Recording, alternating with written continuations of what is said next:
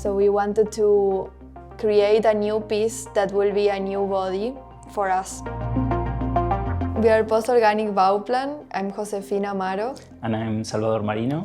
And we work in the development of robotic prostheses to research in dance. My background is in biology. I'm holding a PhD in Evolutionary Biology and working with sexual selection and plants. But also during this time I was doing some art, mixing different media. And with the project of Post-Organic Bauplan, I'm mainly doing robotic prosthetics. My background is in contemporary dance and performance. I work as an independent choreographer and dancer, and I have experience working in collective groups.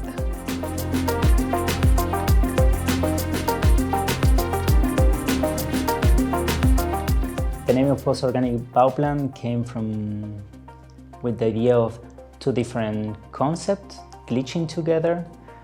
In one part of the name is post-organic. The post-organic mainly is philosophical proposal that proposed that the term of human is not explained just by nature. There is a complexity that involves other spheres like political, society, and so on. The other part is Bauplan that came.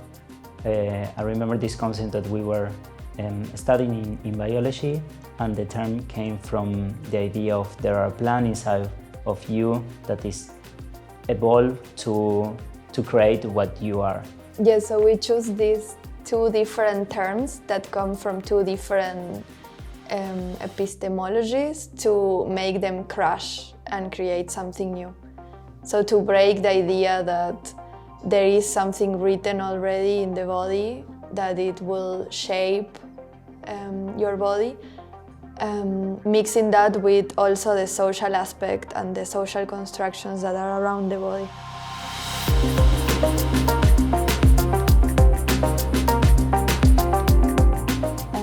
We are both from Argentina, from Chaco and from Córdoba.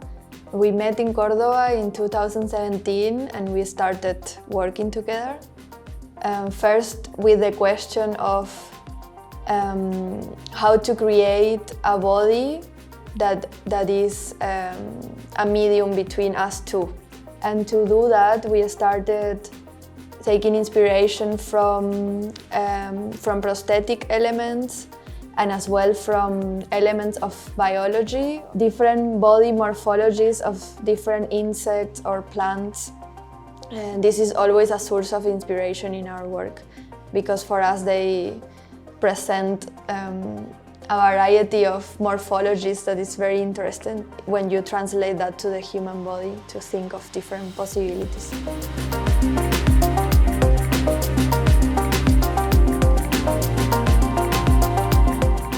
Since we start developing the robots, something that conceptually is really important and we want to keep is the idea that the robots are other organisms that co-evolve with the humans, and they can use the human body to extend themselves as we are using them to extend our corporality. So for this reason, conceptually it's really important for us to keep in the robot the functionality that could be attached in every part of the body. So it's a decision of the performer, of the user, of the person who want to co-extend with them, where they want to place them. But so far we have the problem that we were using devices that are coming from medicine and from the development of prostheses. We are not really happy with. In the last month we were researching about different vacuum system that appears in different species in nature, and we were trying to copy them to make a kind of silicone-based vacuum chamber that can hold the prosthetic elements. And this is, because it's silicone, you can just put it in different parts of the body. We were looking into examples of different creatures that already present this ability of attaching to different bodies, like sanguijuelas, leeches, I think is the name, or different kinds of parasites. They have this ability, or octopus, for example, they have this vacuum system. So now we are trying to create one of those. That was the goal of the residency, to research specifically in this attachment mechanism. And also we were printing different molds for the silicone.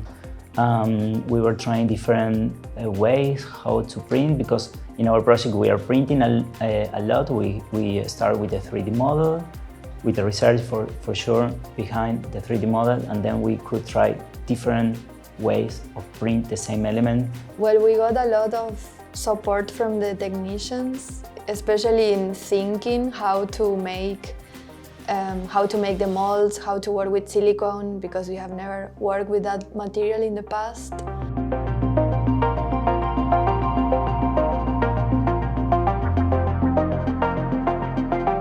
This will be the new generation of our robotic prostheses, and we will use it for our upcoming piece that is called Fase de Cicatrización.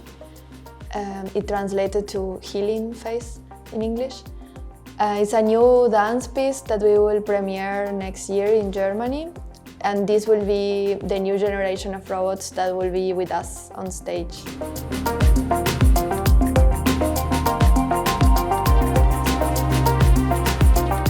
I think our most significant previous work is a trilogy. It's called Autotomy, and is based on a process that also can be found in nature, like in lizards or sea stars or some snails.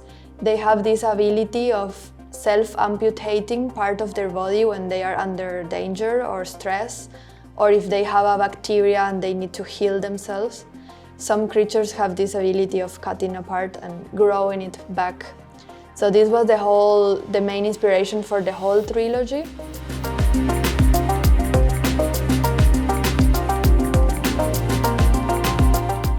So I think technology is another language we used and we learned from zero, specifically about how to build robotics. So I think our relationship with technology is more like a tool that we are finding in these contemporary times, and we are learning how to use it and also questioning its uses. Yeah, until now, one question is why we are using technology. This is super important. It's because somehow it's a language, but we are giving a new meaning about the use of technology and also the use of prosthetic elements. We don't want to use the robots as something that expressed to complete the body, or make it bigger, or make it faster, or make it better.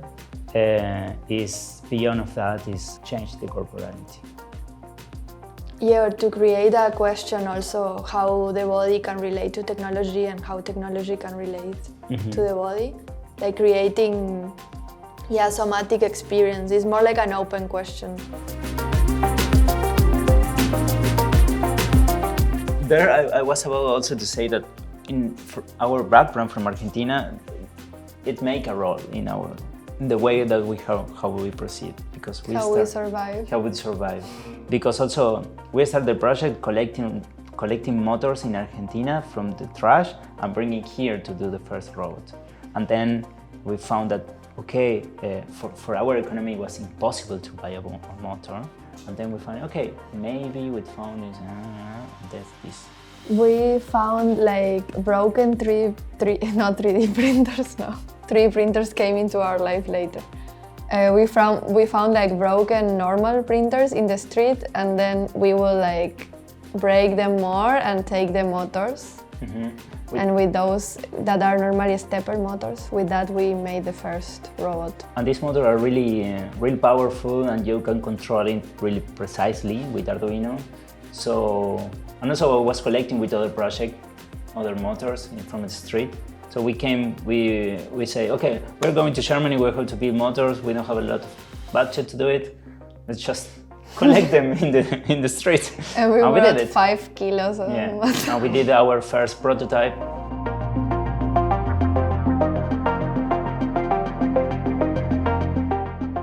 always for us, the residencies are a really good point to meet because we are living in different cities. Yeah, the process is really explosive when we are together. We are discussing a lot and conceptually building new ideas. And Cyprus was a really nice environment for this. And we make a lot of friends, and the food is delicious. The food is delicious. Yeah, I think all of that motivates also. And the people is super kind.